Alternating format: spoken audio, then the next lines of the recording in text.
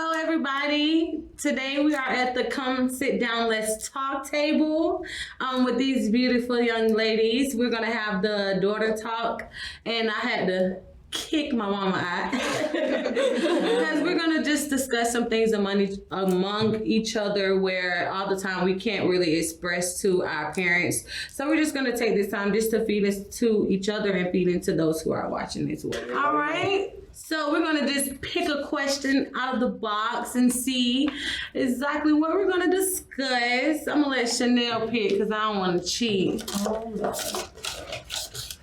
All right, drum roll, please. All right. How open are you to discussing sex with each other? Ooh. That's a heavy first pull. I'm like, whoa. Yeah, definitely. Jeez. Yeah. About that. I mean, I guess I can go first. I know for me, I didn't really talk to my mother about sex. Like, we didn't have like a conversation about the birds and the bees. It was like my mama put fear in my heart, a whole lot of fear in me, to the point where like I kind of wrote about this when I was in the 5th grade or whatever. But my mom like, oh, if you get pregnant, I'm gonna beat you, and then if the baby survive, we're gonna name the baby Miracle type jump like that. So I'm like, what the heck? What the heck would I even tell my mama that I'm out here doing anything because she gonna kill me if I get pregnant? Right. So I'm just like, oh Lord. So when I did get pregnant, when I was having Tyler when I was 15, I didn't tell my mom until I was 5 months. Wow. 5 months pregnant, walk around my mama, walk around the house, like nobody really knew but like my brothers, but I kept it a secret for a very long time. And then when I finally came out to her, she's like, well, why you didn't tell me? You scared me half the deal. Like, I don't want to, I was not able to even come and tell you, when I started having sex, because it wasn't, made comfortable for me to be able to come have that conversation with my mother regarding sex. I was scared. Yeah, and there's a stigma around sex and talking about the realness of it that is scary for us, especially if you're growing up in a Christian home, or especially a Black Christian home, because I know if I'm not the only one around the table that, my mom was just like, don't have sex, and don't have sex. And I was just like, okay, but that doesn't mean the things don't feel good. Like, that doesn't negate the fact that the feelings in your body still come and that you do have a change in who you are. And I think that one of the things that I know I will do differently as a mother, and this is not to negate, the conversations I did end up having later on in life with my mother and with my mother and my stepmother about those things, because what I know I would want is for my child to be able to come to me and discuss the pros and cons of it, and to discuss the why sex is sacred in a certain space, in a certain place, and discuss the intimacy part of it, and understanding that it's connecting you to somebody's spirit and connecting you to somebody's soul. It's not just it's like Pastor Mike says this on from Elevation Church. Transformation Church. He always says that he said that it's about creating a soul tie with somebody. And it's not just don't have sex so you don't have a baby. Because that's the thing. Like, people think the worst thing is the babies. No, you could have STIs, STDs, all these things that also come with it. Emotional turmoil. Emotional turmoil. You picking up somebody else's emotional trauma by intersecting your bodies together that way. It's not even just the physical aspect, because sex, if we're honest, sex gonna feel good no matter who you do it with in certain capacities. But now you're tied to that person in some way. And that's the open conversation that I think would be better to have than just don't have it, don't do it, don't do, because the brain is so funny. The moment you tell your brain not to do something, it focuses on doing it, because your subconscious only sees things in positivities. So when you say don't go into the street, now your brain's like, so what's in the street? I understand why I can't go out the street. Can I experience the thing before you tell me don't do it? And that's the place in which we have to be open and honest with our younger generation, especially because a lot of times they're afraid to talk about it, because it's usually chalked up to, you don't need to know nothing about that. You're too young. You don't need to know nothing about that. Why are you even thinking about that? Save your body. That's nice. Also, how do I deal with these feelings? How do I deal with when a guy does touch me? I feel tingly. How's that? Well, what's happened? Oh my God, what is this in me? Why do I feel completely, like I can't control my own mind and my own body, and I give into it? There's got to be an open dialogue in order to prevent those situations from happening, because it's not, the worst thing ain't even just the baby. The worst thing is you then have no ability to control yourself from being able to stop yourself and say, hey, I don't want to be tied to you. I want to wait and be tied to the person that I'm going to be with forever, because they are going to make themselves emotionally vulnerable to you, and they're going to make themselves available to you, and you can be available to them and share that bond and then join in intimacy in that way, because it is an intimate thing. So I feel like I talk them all the time. No, that's good. That's good. Very good. I would say just something for other people is it can be a disappointment factor, because like the piggyback off of what both of y'all said, it's kind of like we deal with the fact of mom and daddy said don't do it. So I feel like if I do put myself out there, or if I do this and they find out, it's going to be like, nah, I know they're going to react in this way. And I feel like for me, it was more so, it wasn't as bad as I thought it was going to be. Like once you do have that conversation, it's like, oh, so they didn't react how they reacted with this one or that one. And that's how it kind of was for me, like being the youngest one in the house. I'm like, if they find out, once they find out, it's like, the only girl in the house. I expected it to be like World War II, or III, however, but but once I actually had that open conversation with my mom about it, because we didn't have, those talks prior to, me and this guy have been together for years. I'm like, I know I want to marry him, and I was just under the impression that waiting to marriage is the way to go. But I'm like, in my head, this is the person I know I want to be with. So I didn't really allow my mom into that space as well. So it just plays both a factor, because your parents will also never know unless you open that door as well. Correct. So it was just like being able to have my mom there as like okay, here's the next step to prevent blah, blah, blah. It was just like having that second support and not being like, now if you got pregnant. Like, and that's kind of how most people react, and I'm glad that I didn't have to deal with that, because it probably would have been a lot worse for me. Like, that's a sacred thing, like something that you cherish, especially. I didn't lose my virginity until I was 19, so last year. So just being able to hold yourself for so long, going through all those high school and, dealing with all those different things, it's just like being able to know you held yourself that long and you cherish yourself. That's something that I'm glad that I was able to carry, like having my parents, like, even though I didn't know the real reason completely behind why they were saying don't do it, it's just like to be able to know I walked out of school and nobody can say they had nothing from me. That that's a lot to carry. Right. And it's like, as a woman, I feel like that's something a lot of women can't say that they have. Right.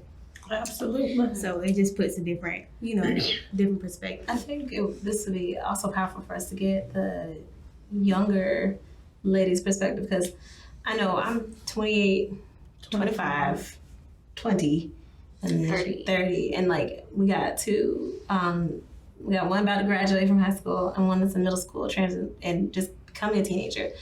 And a lot of times, this is where this conversation is a huge necessity, because you all are coming into know your body is changing and it's becoming different. You know yourself one way and your body is going in a whole different direction, and it feels like chaos. But at the same time, you want to be honest and have someone that also understands that you need to be heard, because the one thing that that I know that impacted not just my ability to be honest about sex and things like that, trying to keep it secret, also kept me being secretive about other things too. It made me not feel able to be honest and vulnerable with my parents, with the people who were closest to me, because I felt like if I'm this good person, I got the A. It's just like I'm right there with you, girl. A's. I'm doing all kinds of performances. I'm putting stuff on. I'm doing we're doing so well in life, and people have this high expectation.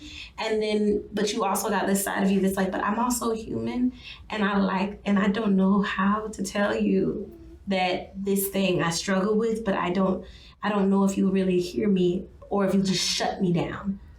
So I know that it's different when, each generation has to deal with these things in different ways. For our generation, we had to grow up through MySpace, Facebook, and just the introduction of the internet age and the introduction of social media. Y'all have to deal with it through TikTok and Snapchat and filters, and it's completely different. So how does that affect you guys?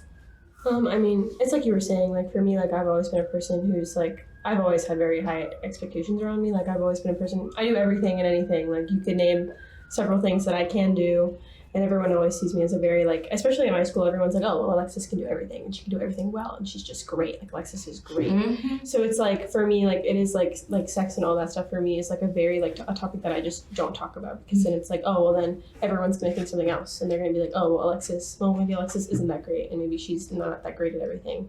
So it's just one of those things that you feel like you have to hide, especially when you already have like a reputation ahead of you. Mm-hmm. It's like something you feel like you have to keep to yourself, because it's like, well, I don't want to talk about it. And then everyone be like, oh, well, ew, really? Just like, ew. It's like being that perfect factor. Yeah. I mean, and I can honestly say for myself, like, because I was 14 when I got pregnant. And I had Tyler when I was 15. So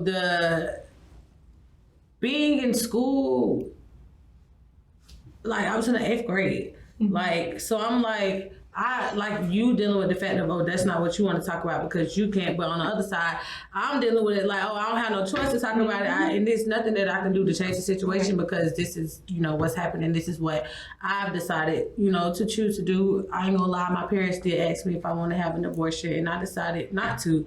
Like, my son's father was darn 13 years older than me when I got pregnant. So with being that, knowing that I'm only in the 8th grade, pregnant by this grown man, all these people, I'm in Georgia where none of our family's here. So I'm literally surrounded around him and all his people. So I'm just like, I don't know what to do. I'm embarrassed. It was a whole bunch of stuff. So it was like a lot of things that I can honestly say that I kept a secret, and I just feel like we have to find that safe space. Like, not even, a lot of times people used to be like, oh, I like to talk to your mama. I used to be like, you do? Right.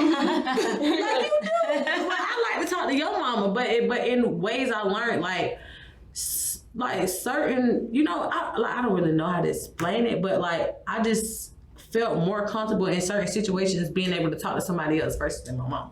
Yeah. And I used to be like, well, damn, why, whatever this is that everybody see in my mama, why I can't see that in my mama? Why I can't find that in my mama? Like, everybody used to always want to come to our house all the time. I'm like, same especially when, like, in our instance, or your mom as well, like, when your mom is one of those very out people, right. when their goal is helping other people, sometimes I feel like they don't see the at-home issues. Mm-hmm. And that, I feel like that plays a factor too. Is like they're open to helping so many other people, right. to where they're not realizing sometimes those internal. Like, what about me? Like, and that can, I feel like that kind of played a factor to why things wasn't as close the way they were. Because my mom used to work a lot too. Mm-hmm. She worked a lot until pretty much after I graduated high school.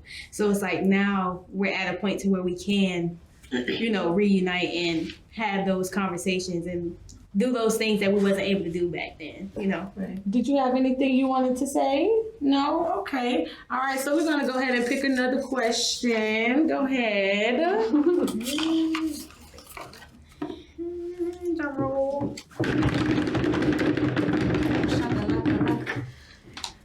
She shook her head. I'm scared. It says, what is the relationship like from your perspective, and what is the one area you need growth? Keep that one open. Wait, I didn't hear this. Okay, I'll read it again. It says, what is the relationship like from your perspective, and what is the one area you need to grow? So basically, she's saying, what do you feel like you and your mother relationship is, and where do you feel like in areas that it can grow? One question at a time. So let's start with where do you feel like your relationship is with your mom? Good. Good. Is there anything that you feel like that could change or that you want to change, or is it something that you want her to understand more, or is it a way that you feel that she don't understand or anything like that?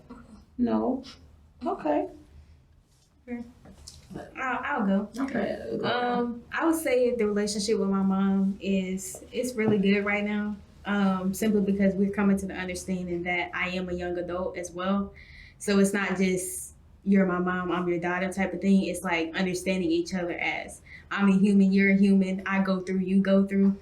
So it's like now that we're establishing that relationship, it's like that's helping me be a young woman. It's like to where I can have those open conversations. You want to. And because it's like now it seems more like we're understanding each other. Yep. And once I got to that point, like my mom goes through things, and you know, I'm big on, is my mom happy? You know, that's something that I carry a lot. Like, you know, is she okay? How she's feeling? So now that we established that, and she even come to me for advice sometimes. So it's just like now that we have that relationship with each other, it's definitely a lot better. And it's like it seems like I was missing that before. So now we're you know, in a better place.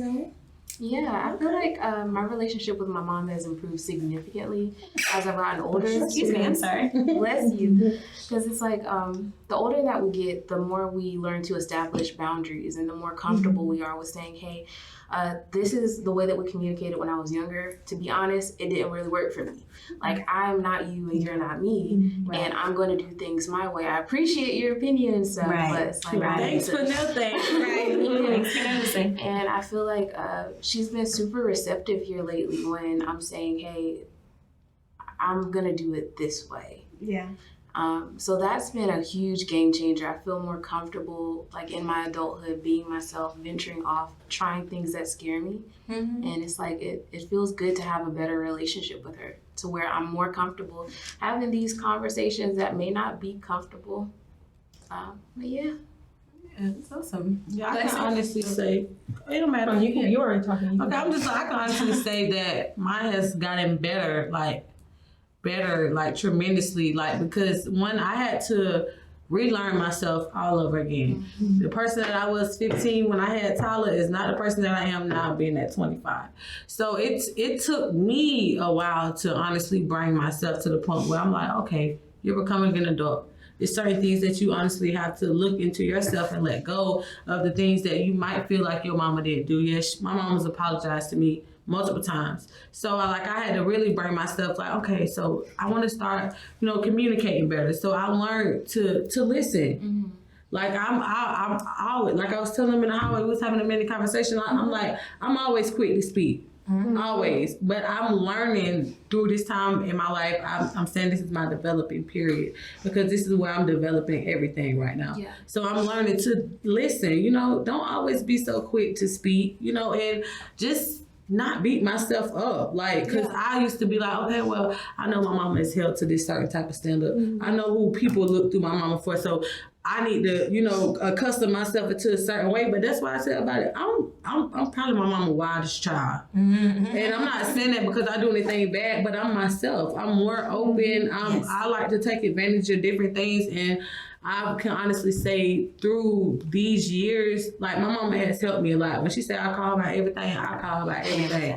It could be the smallest thing. I'm calling mama, hey, what I need to do, because I've learned to honestly trust her. Yeah, mama, I don't always want to do it, but I'm learning to trust her. I know my mama talk to God a lot, so I'm like, okay, she didn't like what she's talking about. But yeah, it's increased a lot, and I'm loving it. I'm loving it.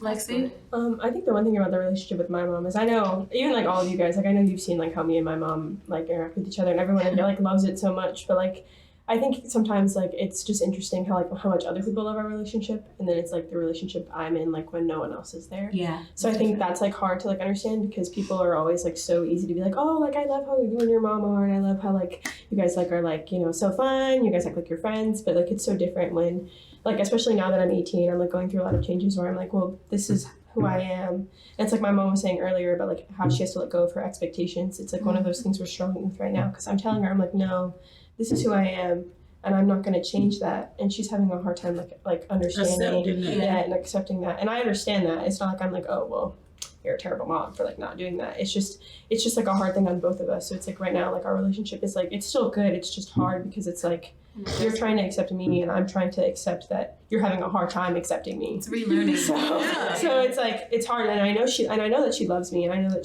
she really is like, she loves me regardless, but it's just hard sometimes to be like, well, why are you having such a hard time like accepting who I am? But you also, like we were saying earlier, you have to give your moms grace because they give you grace all the time. So and that's one thing I had to do as well too, give my mama grace. And then I also learned like our parents literally only do what they was taught. Correct. Exactly. Like I literally had to put myself in a situation, because even with my dad, like I had to get myself, because like my dad, not to bash him, I love my daddy, but like he's done some things to the point where I'm just like, okay, I don't know, but it's like I can't really fault him because he only does what he was taught. Right. Like exactly. And so I had to like bring myself to the point where like my parents not perfect in our reality.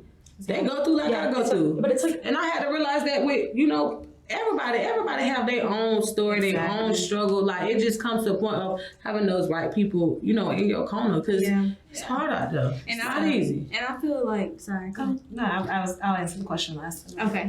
I would say like it was like, I have my stepdad in my life and he's been there for a while, but I feel like my mom is my person. Like she's my mom and my dad. So it's like a lot of times she is the person that I go to for everything. Mm-hmm. So it's like sometimes when she don't have the answer or something like that, I be like, what do you mean? It's like, you have to pause for a second, but I realized that, like she said, you do have to give them that grace and you have to give them their space as well. And I know sometimes I can't overstep my mom. Like, so girls, what's your last call? Learning that your parents are like people is so important, because I feel like sometimes everybody at some point in their life puts their parent on a pedestal. Yeah. And you're like, oh, this is my parent. Like they know everything and they are everything. Right. But like you reach a point like where I'm at the point now where my mom is telling me things that she went through in her childhood, and it makes you realize like your parents are people. Right. And people can only learn through, like my mom says to me all the time, she's like, well, I don't want to be like my mom. Like she's like,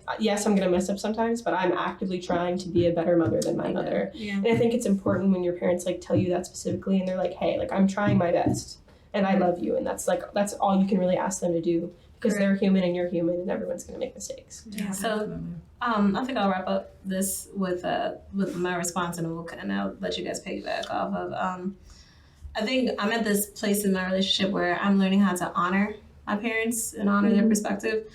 Because to be candid and transparent, I have, Coach Mechelle, y'all know Coach Mechelle, that's my stepmother.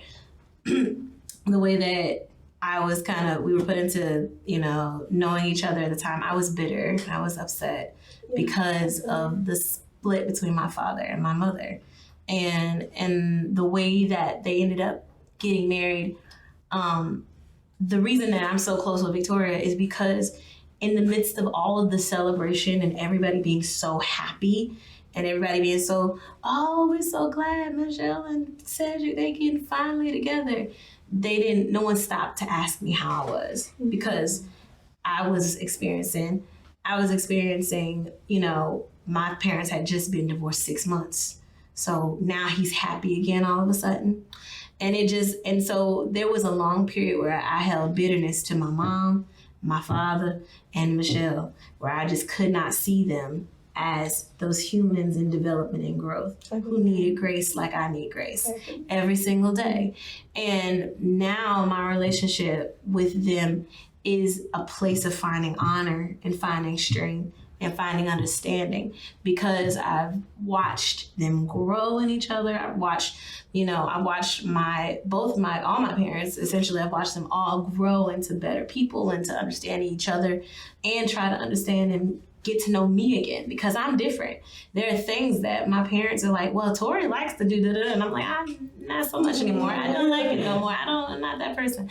And even if that was me at one point, it's not who I am today. in our relationships, one of the things, the different areas that we may want to even have to grow would just be the understanding that we are still ever changing. We are always changing. Like, I'm not going to be the same in the next 5 years as I was and I am right now. And that's something you could take into being a good wife or becoming a good friend, having a good friendship. You are never going to be the same person. You're going to have to get to know that person all over again in 5 more years. And that's how any relationship works. You ready? She ready. I definitely think that this conversation is going to help a lot of people, especially those people that aren't so comfortable having open dialogue with their parents. It's like, I want to talk to you, but I need to know how. And I think that this really opens that up to how to improve that going forward. So I'm excited we did this. Definitely, me too. Amen. Lexi, I know you wanted to say something a minute ago. You want to go ahead and give your remark? Oh yeah, I was just, when you were talking about like the way your dad got remarried to your stepmom, my dad did the same thing, but I wasn't like invited to his wedding. Like, I didn't even know he got remarried until like years later. Like, honestly, I barely remember it, because like now I see him all the time, and I have another sister and another brother, so it's like I know them. But I remember like we found out they were married, and I just felt like so like you said, like left out. Like, I felt like forgotten about. And even now, like sometimes I have a hard time, because it's like you're remarried and you have 2 new kids, and then there's me and my brother, and we're like his other kids, but it's like we're the other kids. Yeah. We're not his kids, we're the other kids. Yeah. So it's like finding like with my mom, it's like you were saying earlier, like my mom is like, to me, like sometimes it feels like my mom is my mom and my dad. Because like with my like dad, like obviously I have an amazing stepdad. Love him. But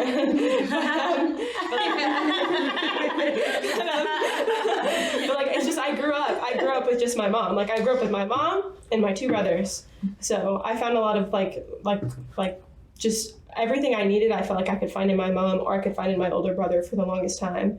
So with my dad, it's like I just feel so left out. Like, I feel like the other, like I don't feel included. So my mom is just like, anytime I feel like there's anything that's wrong with me, I'm like, I have to tell my mom. I have to tell my mom what's wrong. Right. I have to. So yeah. And just something, just to put out there too, it's just like, as y'all seen, nobody's situation is the same. Right. And it's just like, once you understand and accept that, it's like that'll make it easier. Like, accept your mom or your dad or whoever for who they are.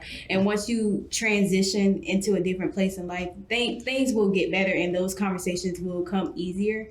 So it's like, once you establish that and you grow into that, you realize, that was years ago, that was it. Like, and it's like, now you're at a place where that doesn't affect you as much anymore. A better understanding. So it's just like, once you get that understanding factor, so it's just like, I would say definitely give them the opportunity. Yeah.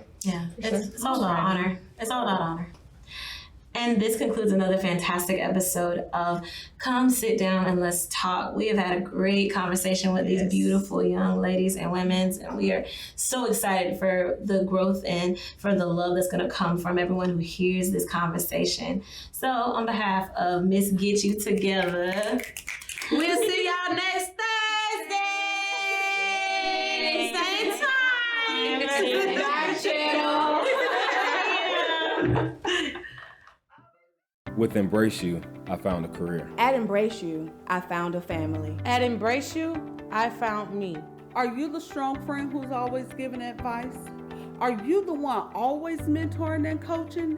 Have you thought about being a certified life coach? Because here at Embrace You, we have room for you in our family. I am Embrace You. I am Embrace You. I am Embrace You. And you can be Embrace You.